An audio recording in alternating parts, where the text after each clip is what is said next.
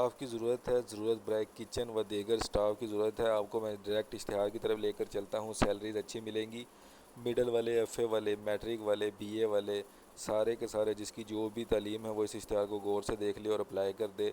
ये देखो आपके सामने, ये पूरा का पूरा इश्तिहार है। ये एक जिम खाना है, उधर ये नौकरियां हैं। इसमें हेल्पर की, टेबल बॉय, वेटर की, शेफ़ की जो खाना पकाना जानता हो, स्टोर कीपर, सुपरवाइज़र और क्लब मैनेजर की जो है वो नौकरियां हैं इसमें।